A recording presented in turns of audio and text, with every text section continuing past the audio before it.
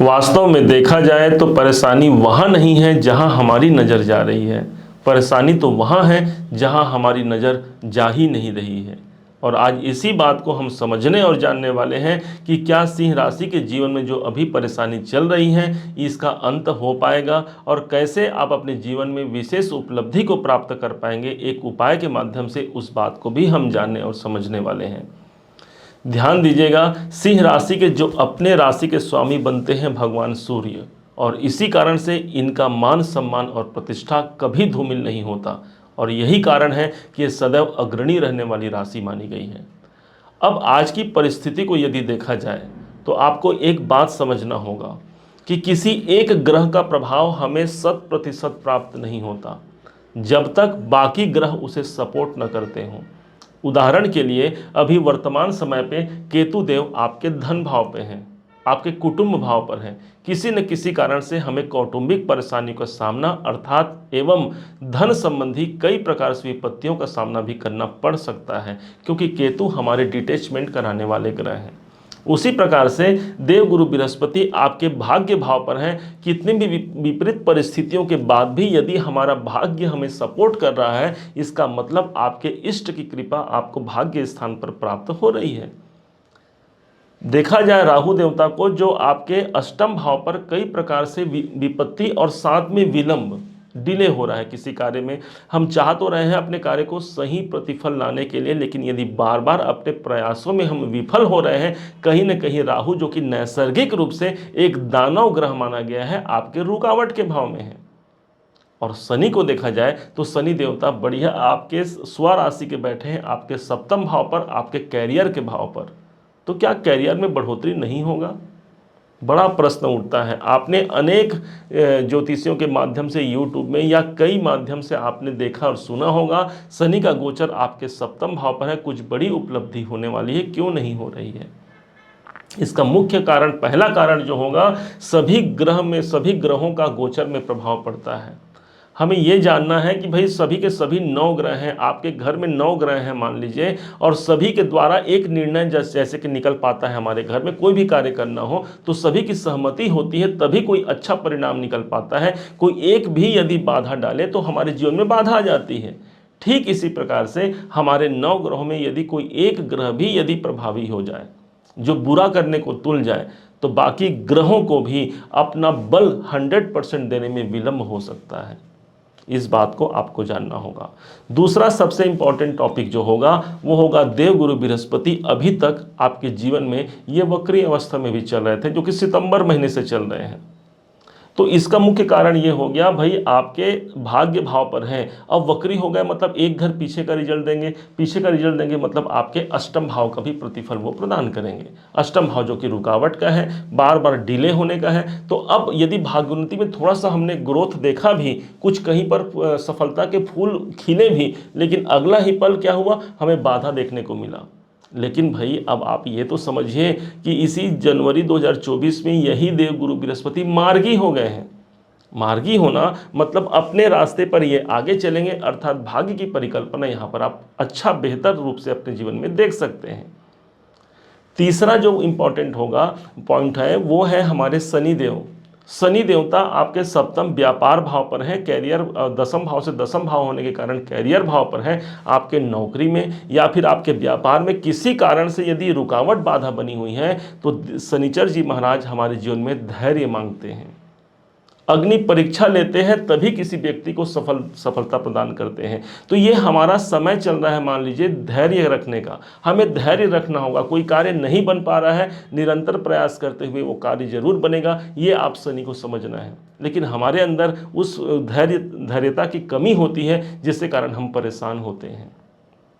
राहु और केतु जो कि नैसर्गिक रूप से हमारे जीवन को बाधित करने वाले ग्रह होते हैं, इसलिए भी हमारे जीवन में कई प्रकार से रुकावट और समस्याएं आती हैं। लेकिन अब जो सबसे इंपॉर्टेंट पॉइंट है वो है चतुर्थ पॉइंट, और जहां पर आपको समझना है आपके बर्थ चार्ट को, आपके जन्म कुंडली को। जितने भी आपने चाहे विश्लेषण देखे होंगे एस्ट्रोलॉजी के, उन सब में डिपेंड करता है कि भाई आपके बर्थ चार्ट की क्या स्थिति है। यहाँ पर तो शनि देवता आपके कैरियर दसम भाव पर है, कैरियर को बहुत अच्छा बनाएंगे। भाग्य भाव पर देवगुरु बृहस्पति हैं, आपके भाग्य की सार्थकता बहुत ऊंचे लेवल की जाएगी। लेकिन आपके बर्थ चार्ट में वहाँ पर यदि ग्रहों की अनुकूलता नहीं है तो लाख हमारे बोलने पर भी वो प्रेडिक्शन आपके साथ 100% घटित नहीं होगा। कारण इसका आप ये समझिएगा, आपका एक बचपन का फोटो है जो कि आपकी जन्म कुंडली है, और एक फोटो है आपके पास ये फोटो जो कि वर्तमान में आकाशीय ग्रहों की स्थिति को प्रदर्शित करता है।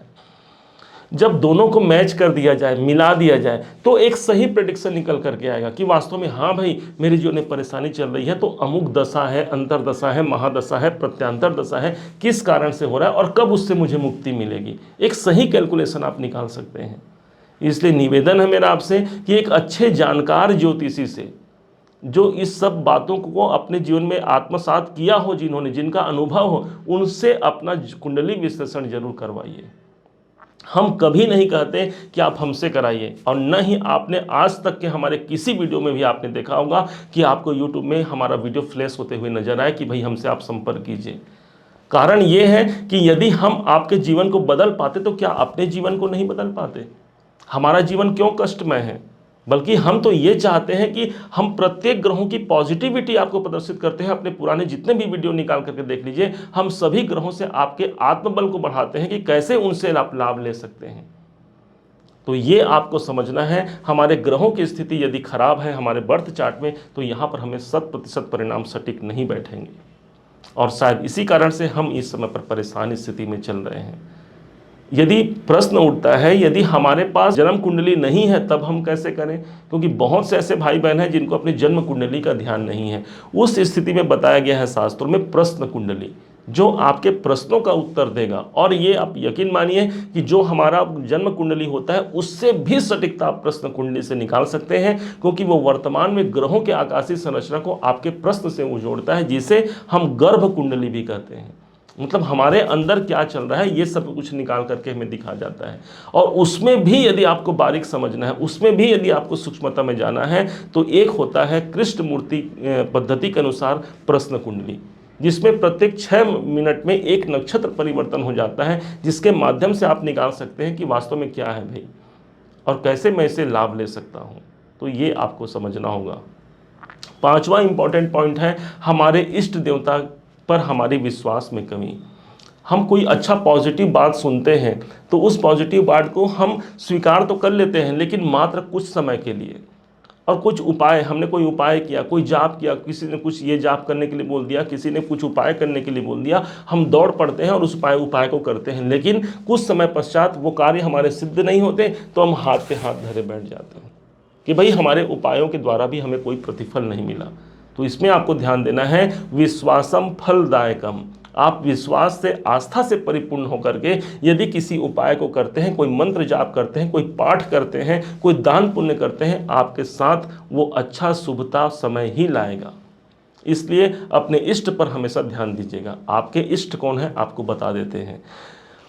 सिंह लगन, सिंह राशि के अनुसार 1 नंबर जहाँ पर लिखा है वो इनके इष्ट का स्थान होता है। हनुमान जी महाराज आपके इष्ट देवता होते हैं। उनकी सुमिरन करना, उनका जाप करना, आपके लिए पाठ करना सदैव कल्याणकारी और आपके भाग्य उन्नति में प्रबलता सिद्ध करेगा। दूसरी तरफ अब महा उपाय में चलते हैं, जिस उपाय के माध्यम से आप आर्थिक सबलता प्राप्त कर सकते हैं।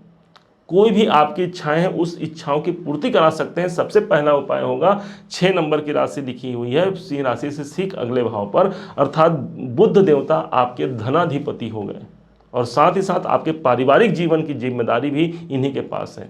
इसलिए गायों को हरा चारा खिलाना मत भूलिए, ये आपका हमेशा नित्य कर सकते हैं। वैसे भी गौ माता के जो शरीर में 33 कोटि देवी देवताओं का निवास होता है, तो यदि हम गौ माता को ग्रास कराते हैं, घास का जो हम अर्पण करते हैं, उससे उनके द्वारा हमें आशीर्वाद की प्राप्ति होती है। और कभी समय मिल जाए तो 5.25 किलो फल लीजिए, कोई भी फल हो सकता है, केला से कुछ भी आप ले लीजिए, और उसे वजन में तौलाइए, 5.25 किलो होना चाहिए, और ले जा करके गौ माता को खिला दीजिए और प्रार्थना कीजिए कि हे गौ माता, मैंने आपको फल अर्पण किया है, आप मुझे फल प्रदान कीजिएगा। निश्चय मानिए वहाँ से आपके कार्य बन जाएंगे। दूसरा, कार्य सिद्धि के लिए बुध आपके, अच्छा बुध तो आपके दोनों भाव के ही प्रभावी हैं, तो इसका मतलब यही वो उपाय हो सकता है जो आपके कामनाओं को भी सिद्ध कर ले, क्योंकि बुध ही वो ग्रह बन गए जो आपके धनेश और आपके इनकम भाव के दोनों के ही स्वामी बन गए हैं। मतलब इनकम की प्रबलता भी यहाँ से निकल करके सामने आती है। आप मंत्र जप सकते हैं, ओम बुंग बुद्धाय नमः, बुद्ध का मंत्र है। सभी मंत्रों में मुझे यह श्रेष्ठ मंत्र लगता है। भगवान बुद्ध भगवान श्री गणेश जी को रिप्रेजेंट करने वाले ग्रह होते हैं। भगवान श्री गणेश पर हरा जो दुर्वा होता है इसे अर्पण कीजिए। निश्चय मानिए परिवर्तन निकल करके सामने आएगा। बहुत कुछ हमारे जीवन पर है। आपके साहस, आपके परिश्रम का प्रतिफल आपको मिलेगा। भगवान सूर्य पूरे आपके राशि के अधिपति बन करके आपको श्रेष्ठ विजेता की भांति आपके जीवन में बहुत श्रेष्ठ पद प्रदान करेंगे। उम्मीद है आप सबने इसे समझा है, आप सबने इसे जाना है। यदि आपने इसे समझा है, जाना है, मेरे समझाने का प्रयास यदि आपको सार्थक लगा हो, मेरे समझाने का तरीका यदि आपको सार्थक लगा हो, तो हर बार की भांति इस बार भी अपना प्यार भरा लाइक और कमेंट करना कभी मत भूलिएगा। और हाँ, यदि अभी तक आपने चैनल को सब्सक्राइब नहीं किया है, सब्सक्राइब भी कीजिएगा। पुनः एक बार फिर आप सभी का दिवस बहुत मंगलमय हो, इन्हीं शुभकामनाओं के साथ। जय श्री राम।